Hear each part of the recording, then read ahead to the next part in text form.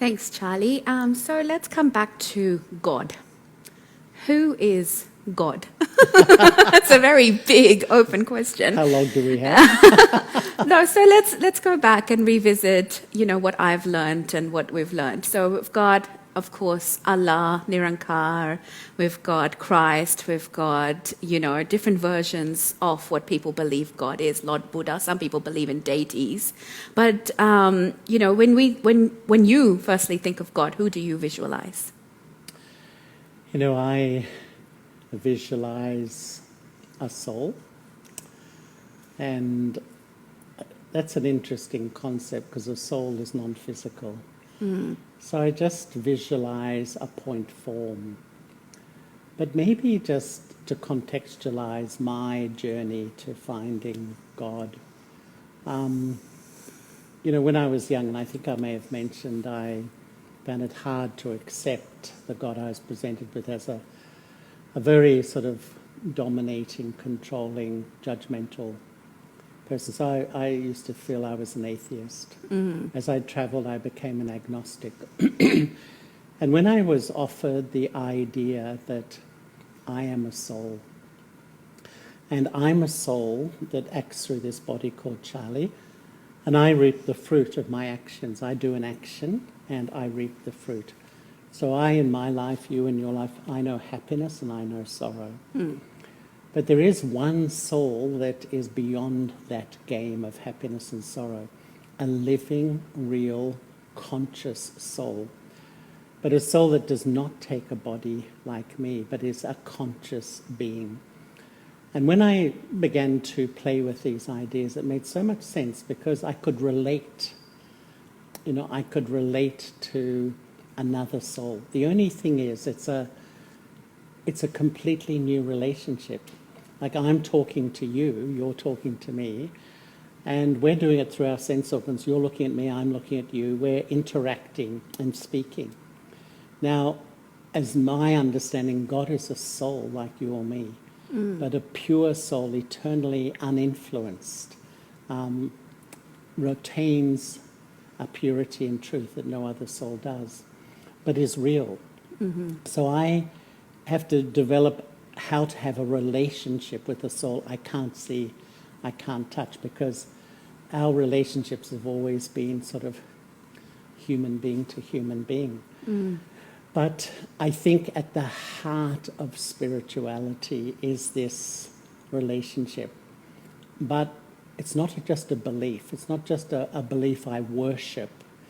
There's no doubt one gets benefit from that, because when you worship, you have elevated thoughts, you feel better. But what we're talking about is really, as we talked earlier, detaching from my body, completely going beyond the consciousness of all the labels of this. And it's almost like I enter God's world. I'm resonating on the same frequency. And through my third eye, I see God, I touch God, I connect with God.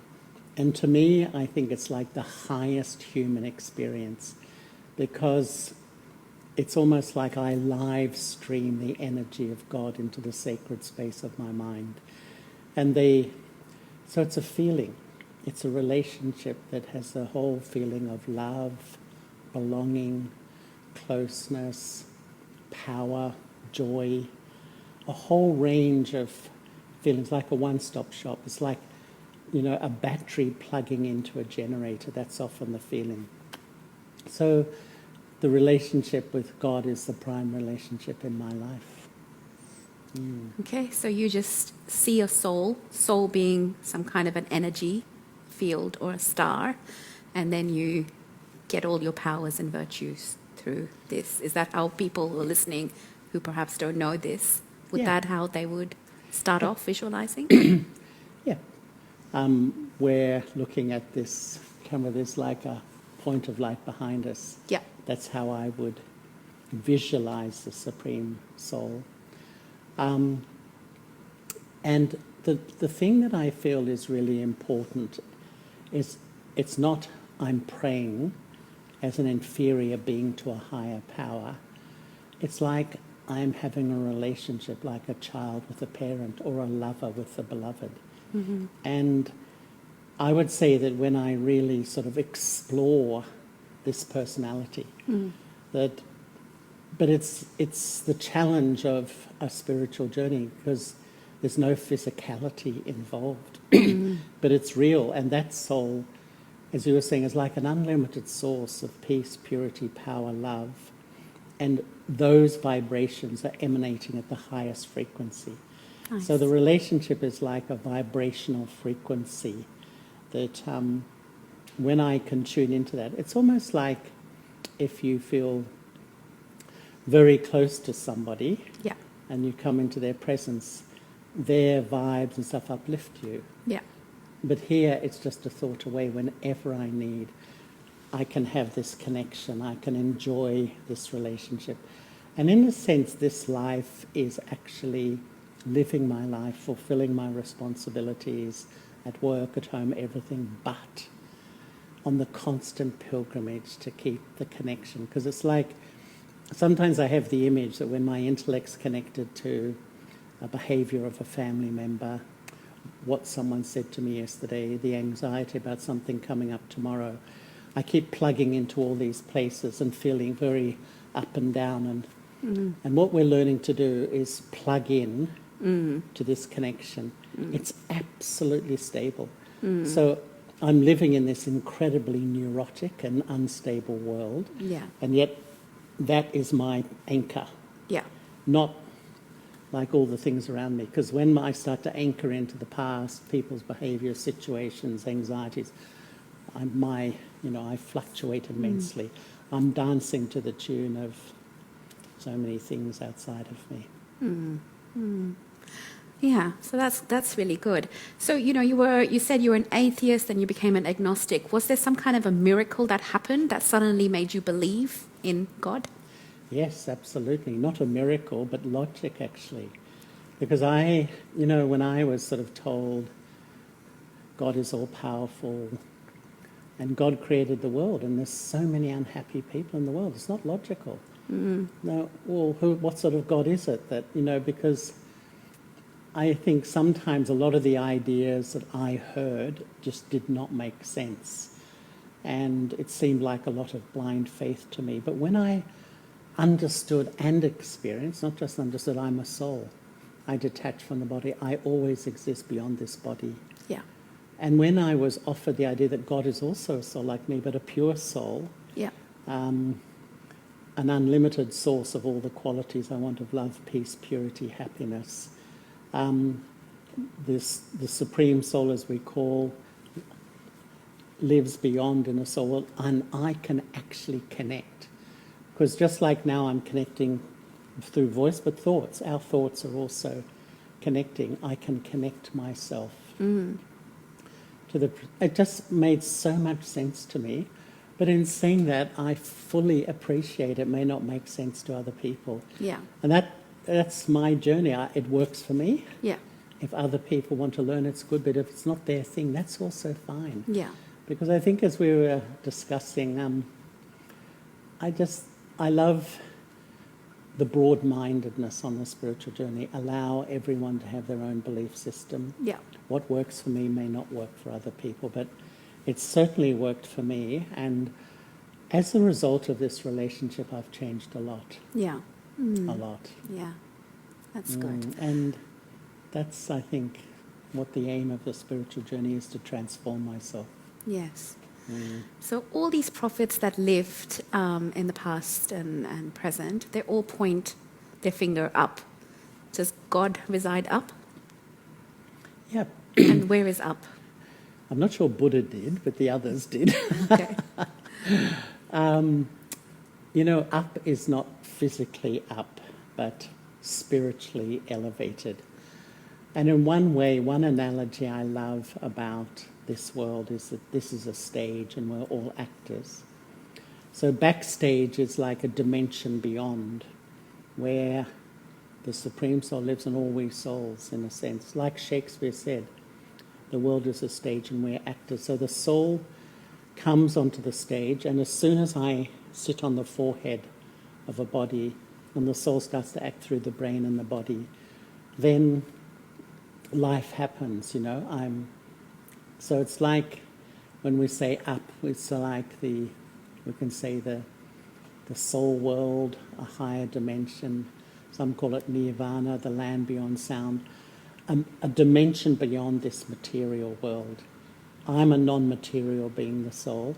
I've taken a body. You and I are now actors, playing our roles in this drama. I love that because, look at all the difference in our world at the moment. It's sad, isn't it? Yeah. People look at the body, we all do it, and make a whole set of judgments in a split second. And yet we're souls, and the soul takes on a physical form. It may be the absolute opposite in its next life too. A lot of people today that I meet, some call themselves psychics, some call themselves healers, some call themselves potentially fortune tellers, some, invoke spirits within them. I'm not sure how much of that is real or not real, but what they all say is they go into this world, trance world. Do you believe in trance world? And if so, what is it? It is possible to go into a trance world. And sometimes I believe that a lot of the healers and psychics, they often feel they connect with God or some saint or some special person. But I personally feel they connect with their past lives. Oh, okay. Because in their subconscious, as you and I are sitting here now, we both carry many, many lifetimes. And I think, really, if you look at history, we've all been deeply spiritual people. We're really on the journey. So we have been monks and nuns and priests and teachers and healers. And my understanding is that all systems become weaker. In other words, the soul loses power over time. So contained in my subconscious is more elevated truth than I have now. And that's why sometimes when you sort of go into a semi-trance, you access knowledge that's not from another soul, but is actually from your own subconscious in a past life or whatever. And which made a lot of sense, makes a lot of sense to me that we can access this knowledge. And even in one way, when you meditate, you access a purity that has been forgotten, and that's why sometimes when people meditate, they really feel very comfortable because it feels more who they are than becoming a very sort of extrovert type person. Sometimes we feel we have to be in this world. We feel we have to create a persona to present to life, but actually you can reconnecting with your intrinsic self. But, people, some people definitely are psychic. They can tune into the mind of others. Yeah. Mind of others, and not just the mind of others. They're saying they're invoking somebody or the other's loved one, spirit, as well, which is quite another fascinating area, but it's a little bit scary, if I could say it, to, understand that a little bit more, to call somebody who's passed away back into somebody else's body to have a conversation with them. I think one of the things of the world is, when we talk about ghosts or bodiless spirits, people get all a bit nervous and fearful. But really, there's nothing to be afraid of, really. There's really nothing to be afraid of because, in a sense, they're a soul without a body and they're a bit lost. They can only influence me if I allow them. They can only influence me if I subject myself to their influence in that way. So there's nothing really to be afraid of. Okay. And really, as I understand, mostly when a soul leaves a body, it will take rebirth instantly. Oh, okay. Not wait a certain period? No. Unless there's a very strong outstanding karmic account or a very sudden death that the soul suddenly is out of the body and a bit lost in that way. Or a deep, deep attachment. And this is why sometimes they say that, souls hang around graveyards and this sort of thing, because literally sometimes a soul leaves the body, it was so attached to that body it can't move on. In the Tibetan tradition, when people are dying, literally the Tibetan monk coaches them sweetly to leave and go, not hang around. They consciously say, go to your next part, go to your next body, go to your next life. Don't hang around here. And that's why I think, such a great wisdom in this journey is to live in this world, to love, belong, connect, be present, but detached. Yeah. It's very important. When in the Hindu tradition, when a soul passes away, they say it hangs around for 13 days, and then there's 13 days worth of rituals. Is that something you also believe, or is it immediate within? I don't really believe it. It's just the soul can hang around, but I don't think it just on the 13th day suddenly goes. No, I don't think so. Really, the instant a soul leaves the body, a soul's beyond time and space. Yeah. So if I left the body now, I could take rebirth in India or London that quick. That quick. Yep. And what we understand is the soul reflects on its past life in the womb. Okay. And really, when it has more realization, actually, because it's just left a body, I am a soul, it promises itself to do it better next time. Yes. But when we come out, we become quite quickly habitual. Body conscious again. Yeah. No, quite body conscious. And we forget that what we've been thinking about in the womb, that though little children are often really have a lot of thoughts about God, they do. Yeah, because at that moment of transition is a big change for them, and they reflect. Interesting. So is God everywhere, omnipresent, like some people say it is, or is it that energy that you were saying that you connect to? So it's a soul that doesn't take birth, etc. So it's my understanding that life comprises three things: the human souls. As we know, there's over 8 billion now. Yeah. God, the supreme soul. Yeah. And this material world. And in a sense, the state of the world depends on the relationship between these three. So, no, I don't believe God is omnipresent, in that God is everywhere. The material world is everywhere. Yeah. And there's no doubt that soul can influence the material world, but each particle of matter is not God. Each human being, each soul is not. God is a distinct consciousness. Yeah. So all these prophets that have lived, they are touched by God, so to speak. That's why they're so pure and elevated in their thoughts and enlightened souls, that we call them. Or yes, absolutely. We have an understanding here that once again, really made a lot of sense to me, that there are quite a few divine fathers. We can say Abraham, Buddha, Christ, Muhammad, Shankaracharya, Guru Nanak, great souls. Our understanding is that all of them, were living a life, and then suddenly this part came where they became great spiritual teachers. Our understanding is that Jesus was a man, and in a maturity, maybe in his early 30s, the last few years of his life, the soul of Christ came and entered him. Siddhartha was a prince in a kingdom, and he went into the jungle for 6 years, and that's when the soul of Buddha came and the soul of Buddha taught.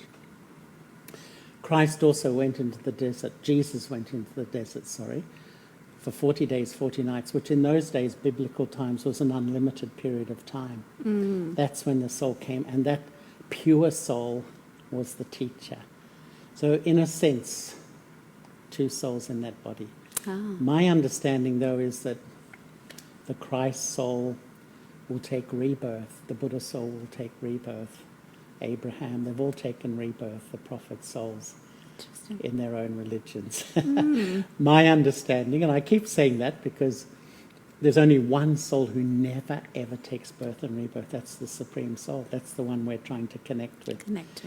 Every other soul, even the prophet souls. Now, they will always be special souls, but the law says that as the soul takes birth and rebirth, slowly, slowly, like a little battery, it loses its power. Yeah.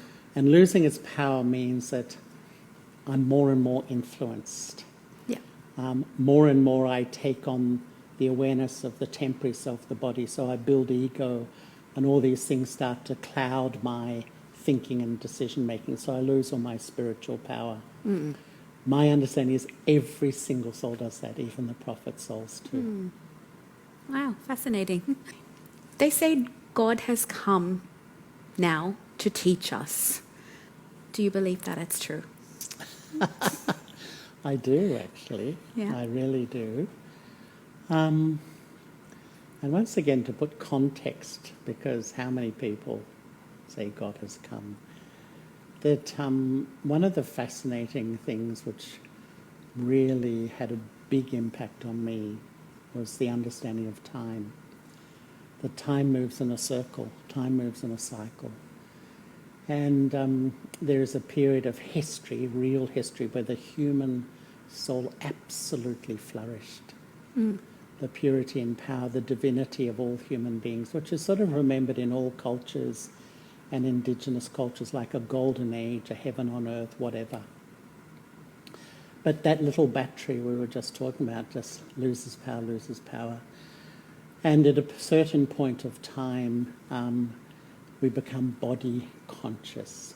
Yeah. We were soul conscious. In other words, all that pollution in my perception of reality by my ego, my anger, my greed.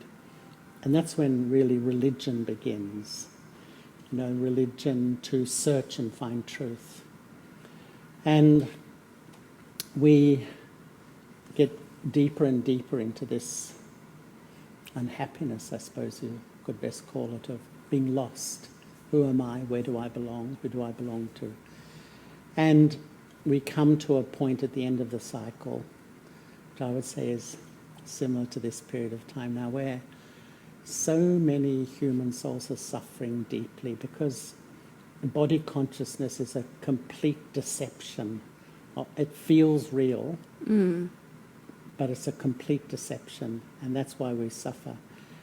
And my understanding is that that soul, that one soul, does come, who's never been influenced, who's never been polluted, who retains purity, who retains truth. And all that soul does is share his perception of what life really is, that actually I'm an eternal soul. I take birth and rebirth. I don't own anything ultimately, not my body, not relationships. All this stuff we become so dependent on. And in a way, the spiritual journey is deprogramming myself from this deception of body consciousness, which has completely overtaken me and the entire culture of the world. But only a soul outside this consciousness can come and offer us. Because, as I said, God is eternally soul-conscious. We were soul-conscious. We lost it. We became body conscious, and only that soul can educate me. So that soul comes to educate me how to practice soul-consciousness. And that's, you know, someone on a spiritual journey, that's a daily practice.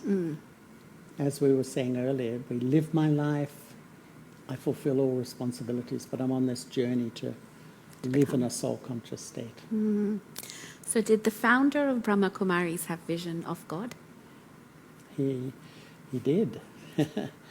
And Brahma Baba is a really interesting person because he was a great devotee and had great love for God, but like all of us was sort of much a devotee of God, you know, praying and worshipping, caught up in rituals and scriptures and all those sorts of things. And he had a series of visions which absolutely changed him. The first vision, and he was, you know, quite a well-known businessman in India, but a very good human being and religious, but not a saint or anything like that. And he had this extraordinary vision of massive upheaval in this world. So much so he was in shock. It was so huge, the upheaval of humanity. Made no sense to him. Came out of the blue. Then a few days later he had another vision of like these little stars coming out of the sky, like from the soul world, and entering the bodies of like divine beings, pure beings, you could say pure human beings. And that began a whole series of sort of visions that he had, sort of beginning to reveal that we're at this time of change. And this sort of old culture based on body consciousness is, in a sense, self-destroying itself. You know, it's just sort of a self-destruction in a way. But a new culture is being reborn, which is the oldest culture, you know, in a way, becoming soul conscious once again. So Brahma Baba had a series of visions, and I think had no consciousness of starting anything. He was just in himself, and he began to remember the Supreme Soul. He never said he was God. Yeah. He always said, I'm a body conscious human being. I'm making effort myself. Yeah. He never allowed people to worship him as a guru, because he's not a guru. And he always pointed his finger, remember the Supreme Soul, not me. But he was an instrument for the teachings. And in the Brahma Kumaris, that's how we see him as a, you know, we don't worship him as a guru, don't put him on a pedestal. There's deep respect. Yeah. But there's, even I would say, the era of gurus is finishing, where we put people on pedestals and respect them. Yeah. The era of rebuilding my self-respect is beginning. Yeah. And that's what Brahma Baba was not about, winning respect for himself, but an instrument of the teachings of the Supreme to rebuild our self-respect. So everyone has self-respect. We just don't venerate another human being. Yes. But really, in the BKs, we have respect for Brahma Baba, but the connection is with the Supreme Soul. We remember the Supreme Soul. Nice. Whenever something happens, some kind of a tragedy, right now there's a lot of wars happening. Anything that happens, I mean, you know, war is a very big thing, but anything small, somebody passes, people usually say it's God's will. You know, that's just a saying that I've heard all through my childhood as well. But, you know, if God, the Supreme Soul, is truly our Father and we have this relationship and He wants only the best for us, then surely it's not His will for us to, you know, for people to have wars, for us to have unhappiness, etc. What is the role of God, and what does He do and what does He not do? You know, it's a really good question because so many things happen and human beings cannot understand why. Yeah. We say God's will. Yeah. Inshallah. Yeah. You know, God's will. But actually what is happening is totally and utterly accurate according to the law of karma. Nothing can happen without an original cause. Nothing. And sometimes there can be deep reaction inside. How can a little child be hurt or killed in this way? But we know that that little child, there's a little soul in that child. We don't want it. It's not that we're saying it's okay. We're not saying that, but the reality is each soul carries a karmic story. And whatever happens to me, I reap the fruit. And because I would say now we've all been around a long time, so this is like a time of settlement of our karmic accounts with our health, with our relationships, with our wealth, on almost all levels. So what God does is He teaches us what actions bring me happiness. If I actually live in soul consciousness, that's a seed that all my actions are positive. All my actions are benevolent. And so when I do such actions, in time, the past actions have less effect, and these good actions give me power, give me happiness, give me joy. So according to my actions, I create my own destiny. So God is not like, I can never really understand when some people sort of say, oh, you know, God got me a good parking spot, or personally, I don't think that's God's job. I don't think he's sitting up there trying to arrange parking spots for people and so on. But, you know, I do feel that God's is not there directing and favouring anybody, nobody. But in what I understand is that, from my own experience, is that the Supreme Soul Shiv Baba teaches through Brahma and gives ideas of actions that bring happiness and also the actions that have made me suffer. And in the relationship, I get the power, even though I have habits to get angry, habits to be negative, habits to be this and that. But in time when I get power, less and less those habits can affect me. So it's almost like we get this education from God how to improve myself, do high quality actions and stop the cycle of suffering in my own life. And also to have goodwill for other people. So it's not that God's saying, okay, you're going to die now and you're going to be born here and you're going to have an accident. No. That's not God's job. Really, it's our karma, all of that. But if we put myself under the influence of God and under the influence of elevated consciousness and actions, we can change my destiny. So the role of God is to teach us how to change my own destiny. Yeah. Okay, good. In Hindu religion, or a lot of different places, of course, we see the symbol of swastika. Could you explain the symbol? What does it mean? Yeah. And not to be confused with the Nazi symbol, of course. Well, swas is the self, and really it's a symbol of self-realization.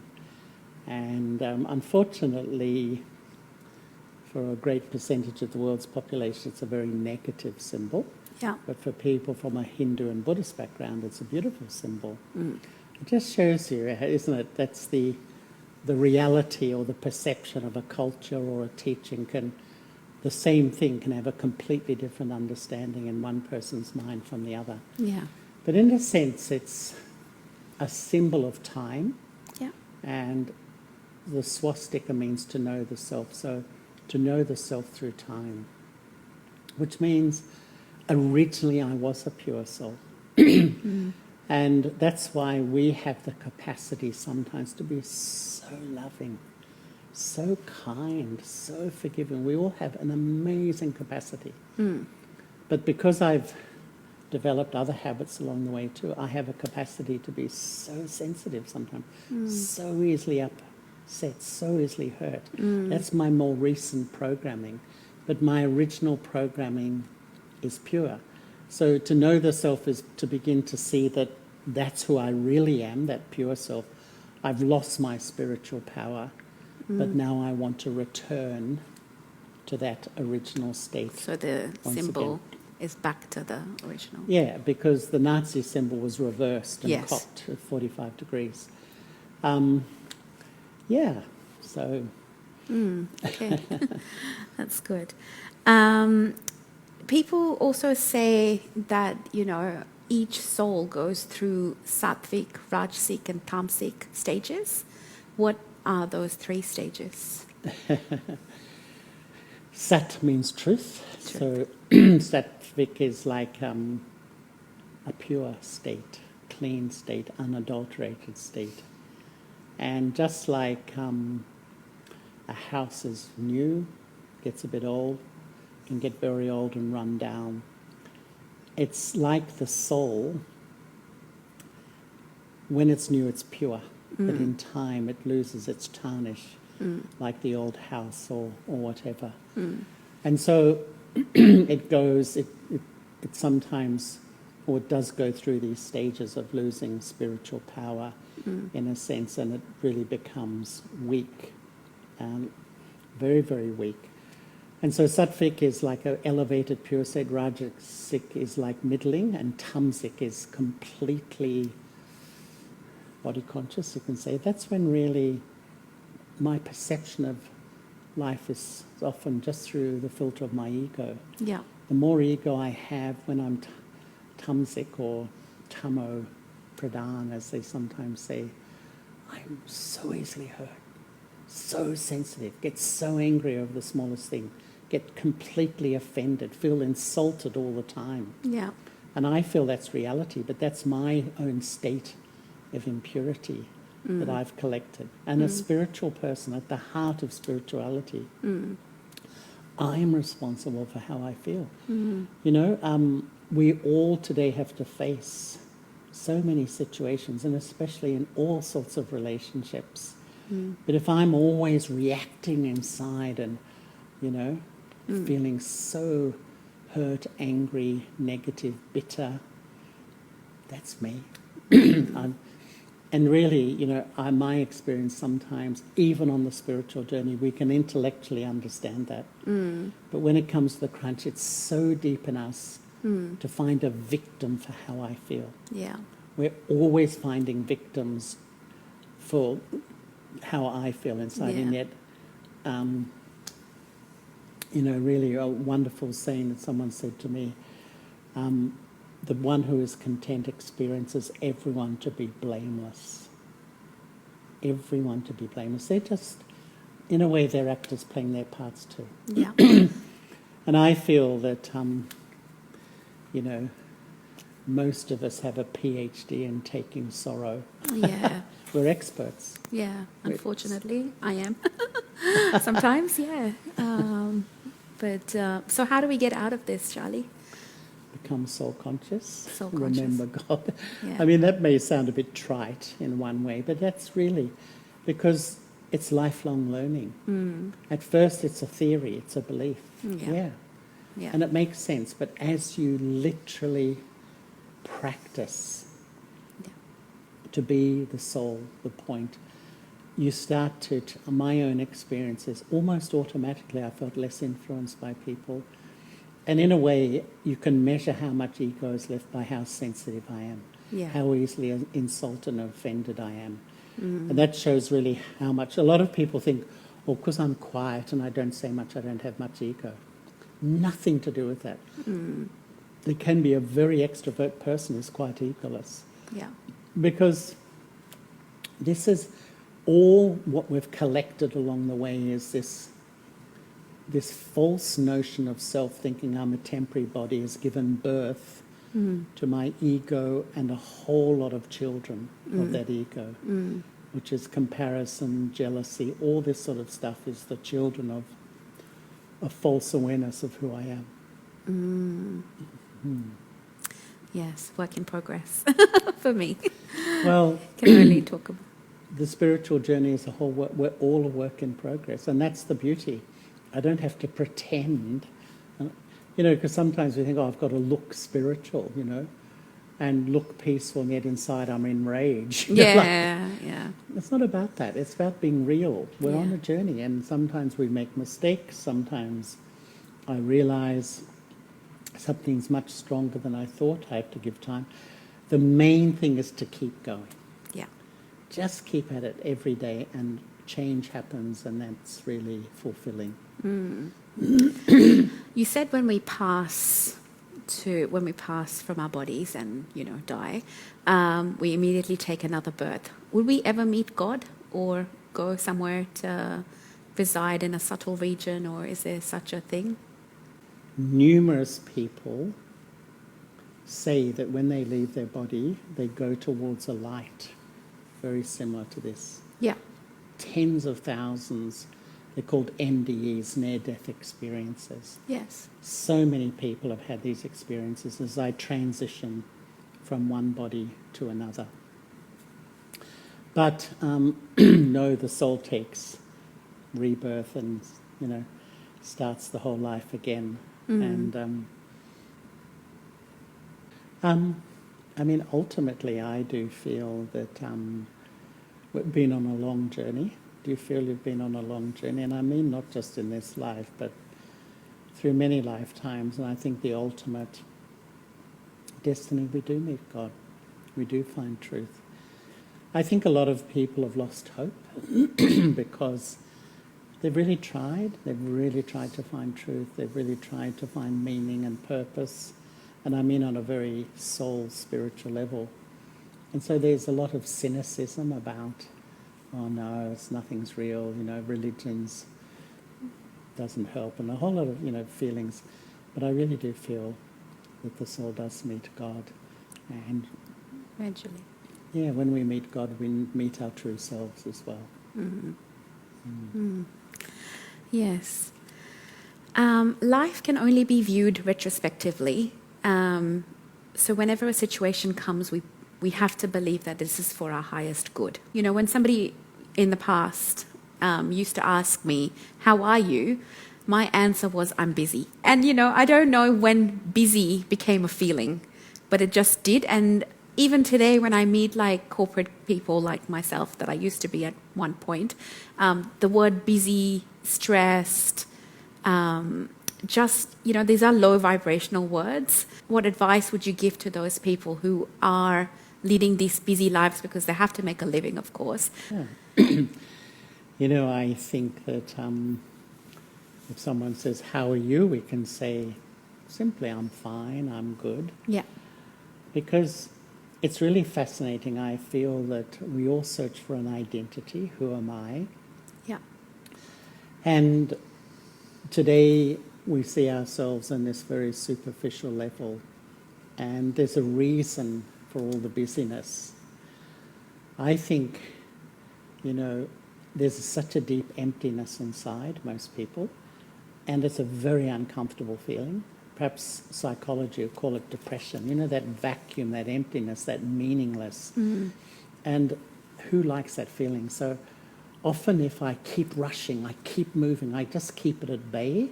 Yeah. It's always sitting there, but I keep it down. And a lot of people find as soon as I sit quietly and I start to think about my life, I feel that emptiness, that vacuum, that depression. So hence we develop this habit, just keep rushing, just keep running. So in a way, busyness is a form of avoidance or denial. And it's the culture of today's world because we don't know who we are, we've forgotten who we are. And when we stop and be quiet, we, rather than have peace, we feel incredibly uncomfortable. Yes. Because the mind just reverts to mistakes and problems, and especially about the self and negative thoughts. So just keep running, just keep rushing. Yeah. And I remember once I was at a program in Oxford in the UK. We have, Brahma Kumaris have a beautiful retreat centre there. And there was a man from the House of Lords there, and Daddy Janki was there, and she was the head of the Brahma Kumaris at the time. And he said to her, she was talking about giving time for yourself to really know who you are. And he said, oh, Daddy, it's so nice what you say, but don't have time, too busy. And she said, busyness is for lazy people. So it's a pretty deep and interesting thought. Yeah. And she went on to say that, we're lazy in caring for myself. Yeah. And that's why we're too busy, because when we stop these uncomfortable, empty, meaningless feeling, which we call depression and anxiety today, they just overwhelm us. So just keep rushing. Yeah. I remember one man telling me, who was most people see as the embodiment of success. He's rich, he's famous, he's everything. He told me openly, when I go home on my own, I drink myself into oblivion. He said, when I'm with myself, I feel completely empty. I only have meaning when I'm rushing and running and up front of people, getting that external accolade. He was very open about it. It was amazing. He knew. And unfortunately, life's like that today. We see people as successful. Yeah. But sometimes they may be successful in the world out there, which is okay. Yeah. But inside, Then empty. Yeah. Yeah. Some even say that some of the richest people in the world, the tycoons, are driven by lack of self-respect. I mean, do you need $1 billion? Does anyone need $1 billion? Does anyone need $100 million? Yeah. What do we need to have but driven every day to prove to myself I'm okay. Yeah. I mean, if you had that amount of money, surely wouldn't you give 99.9% to charity and you still have enough to live a good life? Yes. Yeah. But people don't, do they? They just want the next million and the next million and the... Well, there was someone who won a something in New Zealand. I forget what it was. One of those competitions, won a lot of money, $21 million. You know what he did? He donated 20 million and kept one. He said, that's plenty for me. Yes. How many people would do that? Yeah, exactly. How many people would? Yeah, good on him. Yeah. Good on him. I think he was wise. Yeah, definitely. Yeah. So they say that, if we take one step of courage, God then comes and takes another 1,000 steps towards us to help us. What does this saying mean? And, if you could elaborate. I think it means that often we think, I need to do something for myself. I've got to do something, and we never do. Yeah. And when we go through those rough periods, we think, I must actually learn to meditate. I must get my act together. I must go and do a course or something. But we often put it off because we're busy. Yeah. We have this perception that I've got too much to do to actually look after myself. So one step of courage is actually saying, I'm going to do it. I'm going to give myself time to learn to meditate properly. Yeah. I'm going to give myself time to learn how to improve my self-respect. Yeah. I'm going to give myself time not to allow myself to fall into these black holes when everything looks dark and gloomy and horrible. It won't happen overnight.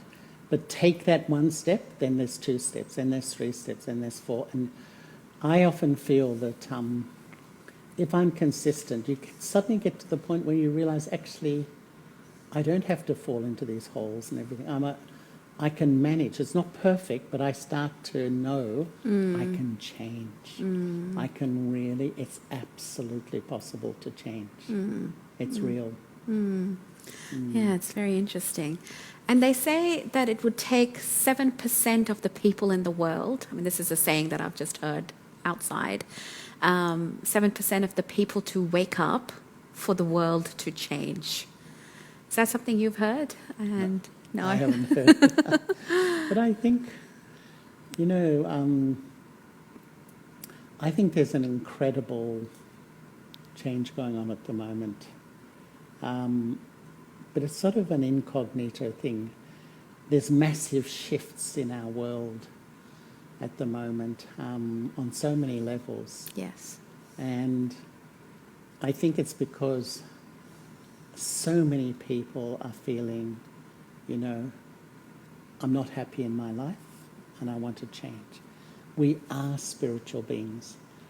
But if we just live a totally material life, there's nothing wrong with material things at all, but it's not fulfilling. It's not the meaning and purpose. And if I give time to my spiritual journey, as more people do, I can't remember actually whether I've mentioned, but I went to an event in New York, in upstate New York. There's a whole group of people from Wall Street there. It was 5 days of silence. And we sat together for maybe 8 hours a day meditating. And these are all big people on Wall Street. And one of them said to me that all over the world, where he goes, little pockets of people are realizing that the lifestyle, the culture of life we've created is not the way we want to live. Yeah. And he believes there's this organic transformation happening. I do too. Yeah. Where we just get to a point, I don't want to live like that anymore. Yeah. What's the point? I want to find peace and take back the responsibility of who I am. Yeah. And this is happening. So whether it's 1% or 7%, Yes. you know the 100th monkey syndrome? No. I might have heard it. But It was a scientific experiment that, I forget the details, but they just taught one monkey to wash its food before it ate it. okay. One monkey did that. And over a period of time, they noticed that almost organically, without that monkey even teaching the other, they started to Copy. wash their food before they eat. Ah. So we sort of learn by osmosis in a way. And Yeah. I feel there's a massive change happening in the world at the moment. You know, the shift in power is something incredible. More to women, from west to east, from, you know, material to spiritual, from what we eat. There's this incredible shift happening. But it's not just by chance, it's because people are changing. And this vibration is affecting all of us in a way. Yes. This spiritual. I think humanity is going through a massive, for the good, I'd say. But it's sort of reaching a crescendo. The sort of the culture of body consciousness is peaking. Yes. But the culture of soul consciousness is starting to emerge. Yep.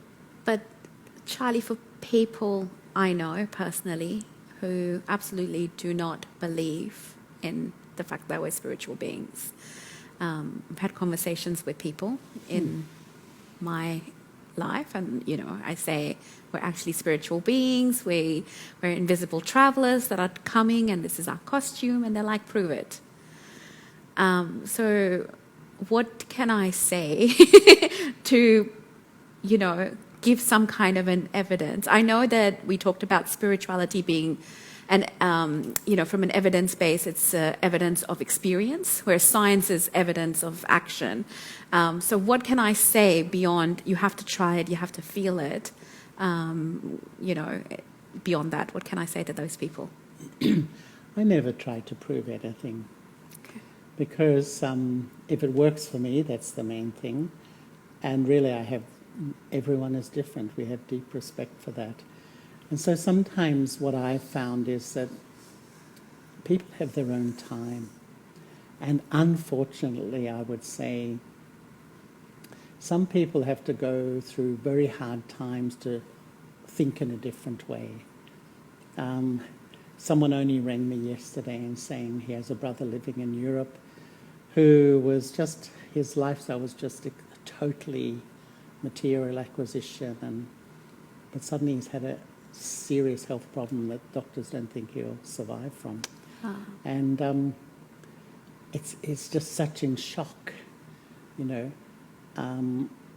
But I think when you're spiritual, you sort of understand the mechanism of life, because that can never be forever, you know. And to pursue a spiritual journey, you know that we're all going to die, and you learn to understand what death is, and that actually death is nothing to be afraid of at all. Yeah.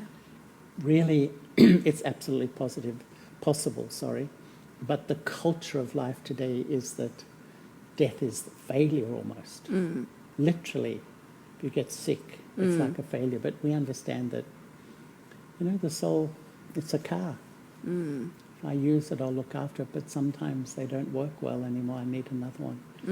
But because of attachment, people are terrified of death. And unfortunately, that's a huge... You can't even enjoy life in the present because there's shadow of fear.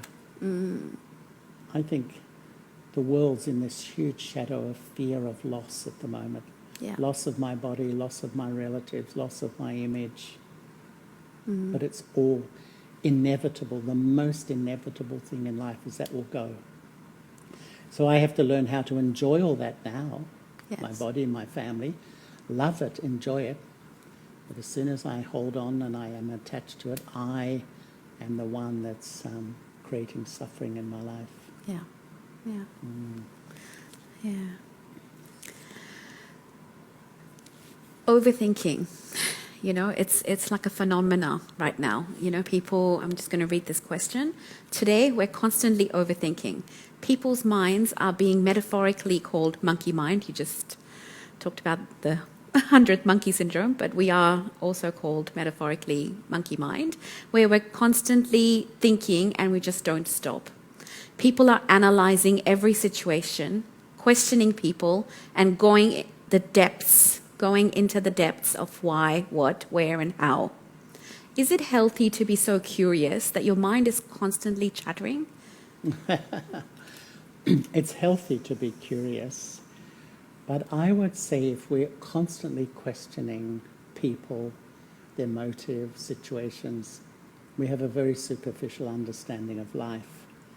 I'm not in the depth, understanding a much deeper perception of reality. And as a result, the mind's in absolute overdrive. And you know, one of the things of meditation, as you learn to sit here and just detach from your body, detach from the image of your body, and just become a soul sitting in the forehead, almost as much as you can detach from your body, your mind will cool down. The more you identify with this is me, this is my image, the active mind, the overactive mind kicks in and cannot stop thinking, to the point so few people can't sleep today. And this is like, our self-mastery is not through force and control, it's through love and truth. And the more I sort of love myself and begin to absorb truth and understand who I am, the whole inner system just gently cools down. I'm still aware, I'm still creative, I'm still thinking, but not hyperactive thinking that you put your head on the pillow and the whole day just kicks in and this happened and that happened, and then I'm already tired and feeling exhausted, but I can't shut down. And that's, don't you find that such a paradox? We are the most educated people, what they tell us in history. But I disagree. I think we're so uneducated. We have no idea what to do with this mind. I may be a PhD, a triple PhD, but I have no idea what to do with my feelings, my thoughts when they take over, my fears, my guilty conscience. What do I do with it? Do I just suffer? Spirituality gives me tools to start to manage. So it educates the real me, not the temporary me who makes a lot of money, has a lot of fame, writes a book, and then I pass on again. So for people who are hitting that pillow tonight with a lot of things in their head, what would you tell them? Like, is there... I would really say to them, first to sit down and become self-conscious, and then sit in front of God, that light which we see. Just feel that love and feel yourself just calming down. And then in just like a mini review, just look at the day, things I learned, things I did well, things perhaps I could have done better. Observe it and put a full stop to it. Let it go. It's now finished. Let me rest. And the more I practice that, I get the power to actually do that. None of us are perfect. We do make mistakes, but sometimes our guilty conscience just kicks in and we feel really bad. We punish ourselves mentally.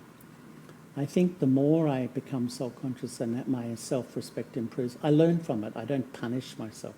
Say, well, that was, I can apologize or I can do this or that. But I'm learning and I'm now going to move on. I'll do it better next time.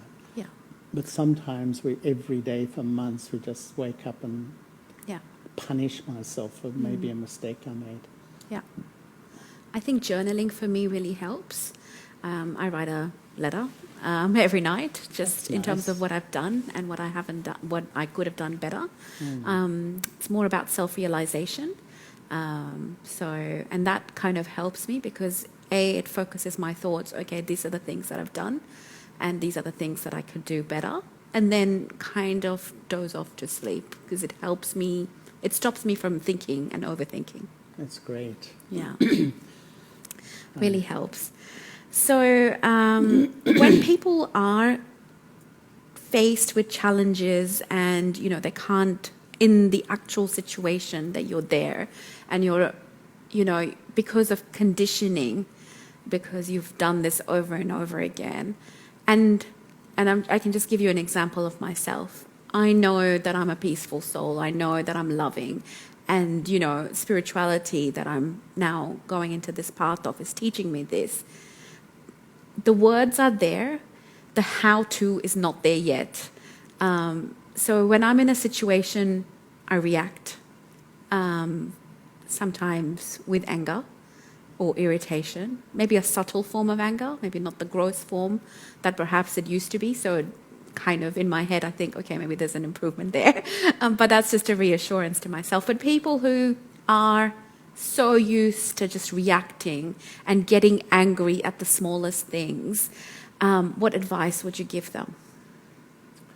You know, I would really suggest that they develop a regular meditation, because anger is like a loss of control. It's like I'm not in control of my inner world. You know, it's like who I am, I'm a victim of, I'm not the master of, in a sense. I sometimes think when people are getting angry, they're saying, help me, I'm in pain. That's the real indication of anger. And what I think, though, is it's a habit. It's a habit that the smallest thing happens, it just triggers that anger button. Yeah. But if you look underneath anger, to me, anger is the end point of many emotions. It's like a volcano. A volcano boils for years, sometimes then. So over a long time, there's been, you know, fear that people see I'm not so confident, or, you know, these sorts of emotions that are sort of going on inside of me. And so I just blow it. But the more I start to experience who I am as a peaceful soul, you know, I've got a cooler inner world. I'm far less likely to be triggered into that incredibly angry response. It's a long-term solution. It's a long-term solution. But, you know, to also understand that each time I get angry, people have like a little digital camera in their memory. Click, click, click. You have to be peaceful 100 times to wipe that from their mind. So it's almost like life is teaching me a lesson. Loss of control for like a few seconds can influence my mind, my life for months or years. I once taught meditation at Longway Jail here, which is the main jail. And there was one guy there who said, he was an amazing person, so articulate, so nice. He said, I have an uncontrollable temper that I get so angry I do things I'm not even conscious. Yes. It's killed 2 people. Oh, wow. Yeah. Complete loss of control that happens internally. And in a way, you could say the whole long spiritual journey is just gently, step by step, mastering the self. So I'm not a victim of my hurt, my anger, my negativity. I'm starting to decide how I want to feel. I'm creating the thoughts that I want. Where do I get the power? It's my relationship with God. Yeah. That gives so much, because a lot of people think, oh, I can't conquer anger. Yeah. It just comes in a split second and it hits me so heavily. Yeah. But you can. It's amazing. You know, I've seen people who have powerful addictions. Alcohol, drugs, so many addictions these days. Even dependence on other people. They can let go of it. They can change it completely. Where do you get the power? It's this. It's not praying. It's not believing. It's just a natural relationship. It's a determined thought, actually. You just think, yes, I'm going to. And But I wouldn't promise this happens. It doesn't happen overnight. yeah. And that's where just every day, if I build into my life these, you know, practices, not just meditation isn't just morning and night. It's an attitude, you know. As I go about my day, I'm practicing to think better, to see people as souls. And if I do react, quickly change it. So what took me 5 minutes to get over something takes me 5 seconds now. So slowly, I'm shifting, I'm changing, I'm improving. But you do need patience. You do need patience with yourself. And what about the people who are on the other end? So you're dealing with somebody, an angry person who, you know, perhaps does not even realize that he or she is angry. And then the person on the other end who's on the receiving end of this anger, time after time after time, what advice would you give that person? It's so true what you say. Some people scream and yell. Once I, as a student, was working in a kitchen. And one of the people just got pots and pans and plates and just threw them all over the kitchen, was wildly angry. Wow. And I went up to him 10 minutes later when he called. I said, "Are you okay?" He said, "What do you mean?" I said, "You looked a bit upset." "No, I'm fine." He'd wiped it all from his mind. Wow. It just, like, I couldn't believe it. And then I heard it's actually a psychological thing that when we're so ashamed of behaviour, we just cut it from our... that's the way we deal with our own stuff in a way. We just deny it. Yeah. Complete denial. We're experts at denial. But people on the receiving end, when it's chronic, as much as you can get out of the way of that. But this is where I would say a healthy spiritual detachment, meaning that look at the soul in front. It could be a husband or a child or a partner. And this person, it's their anger, but they project it on you. And unfortunately, in this world today, people project all their stuff on others. They blame others for how they feel, which is ridiculous when you think about it. It's me feeling. They won't take responsibility. So your behaviour, your attitude is making me angry. So you change and I won't get angry. That is the most ridiculous statement anyone... But half the world is like that at the moment. It's so far away from truth. And so some people cannot understand or take responsibility for their own anger. So either you disappear when that happens, or you just see the soul, and this soul is under the influence of their own nature, and at the moment they can't change it. Almost, you have to be that detached and objective. If you can help, it's great. We will try to help, but if it's chronic and they will take no responsibility for their anger, then what can we do? If in their good moments, we recommend they do an anger management course, which is all about taking responsibility. Because as I said, underneath the anger is the hurt, the grief, the sadness. These are the real... It's not... The explosion is the end point. Yeah. And the real grief for most people in life is that I haven't been loved or appreciated like I feel I should have been. There's such a sadness and anger about all these sorts of things. You don't love me as I feel, such an expectation that you are here to love me. Whereas a spiritual person takes love from God, gives love and receives love, but if you love me, it's great. But if you don't, I'm also okay. Yeah. I'm also okay, because that is necessary in this life, because people find it so hard to love themselves. Yeah. Do they have anything left to really give love to other people? Yeah. Not much. No. It's a very, just on the back of that sentence when you talked about loving yourself, a lot of people can't. Recently we did a workshop for a few police officers, and one of the activity was to do affirmations, and they couldn't, or one person in specific couldn't, just because saying nice things about themselves was not something that their mind was capable of. That's right. It's just, we can't, and it's sad that, that we can't think that we're worthy of love or whatever it is. That's our world, isn't it? If I can't give any respect or love to me, will I give it to other people? Will I give it to the environment? Will I give it to... No, nothing.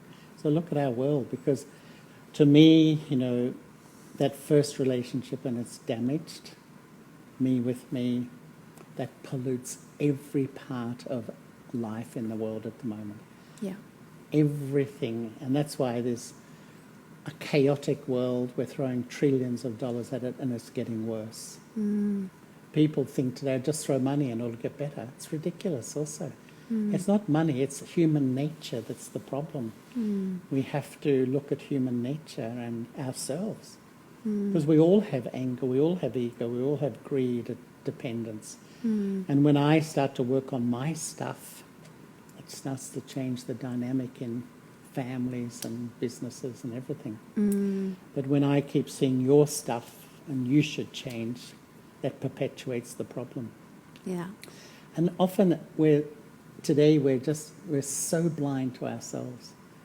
as you say, because I think deep down, we dislike my weaknesses. So rather than be honest about them, we're actually in complete denial of them. We have so many blind spots. And so if someone says to me, why are you like this? We're shocked. I'm not like that. How can you ever say that? But when 10 people say to me the same thing and still I deny it, Yeah. those rude people, those terrible people, but it's not even they're being rude, they're just stating something that if I have the openness to look at, maybe I could bring transformation in myself. Yeah. Very interesting. So how can one achieve self-realization, and can it contribute to creating a better world? Yes and yes. Perfect. Self-realization is a journey. Yeah.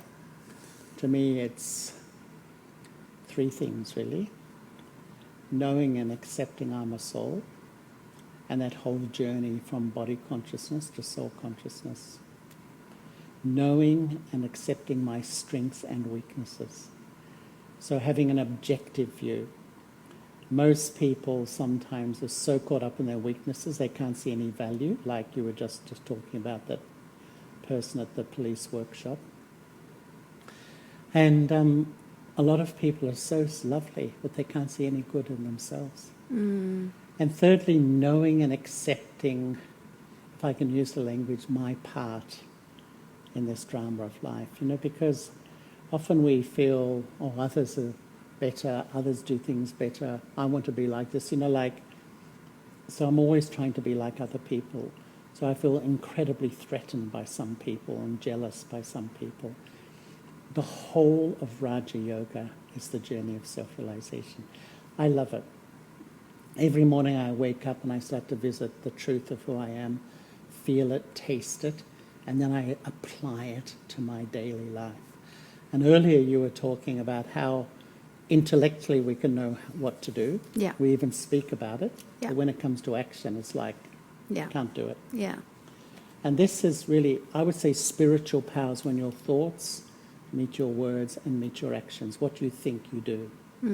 But that takes time, it takes practice to do that. But that's the aim. So when I, want to be loving with someone who's difficult with me, it's easy to believe that that's the right thing to do. But to really, when I put it into action, it can be so incredibly powerful, life-transforming for me and even the other person. But once again, this is the link with God. That's where you get the inner strength to apply what I know. Not just have all the theory. There's 1 trillion books out there these days, 1 trillion books on self-help and self-improvement. They're brilliant to read. Absolutely articulate, brilliant. Yes, yes, yes, yes, we say. Yeah. But where do I get the power to apply it? Yeah. It doesn't come in the book. Yeah. You can know it, and actually that's often makes it more difficult because you can't apply it. Yeah.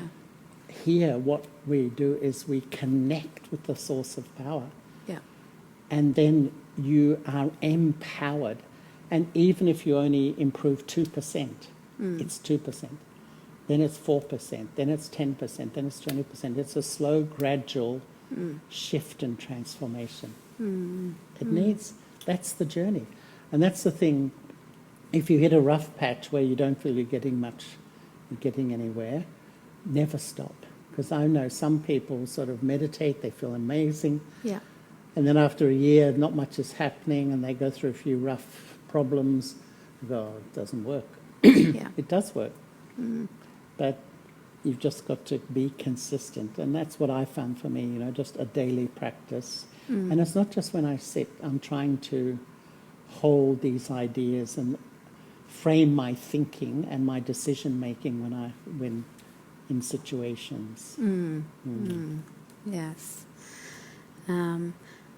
So in terms of our mind, we talk about alpha, gamma, theta, brain waves, etc. Is there something you could elaborate on that? Like, how does our mind go through those phases, and what's the best? Is it the music that we have to play to meditate in a certain wave for us to achieve that power, or is it just the connection, or? It's definitely the connection because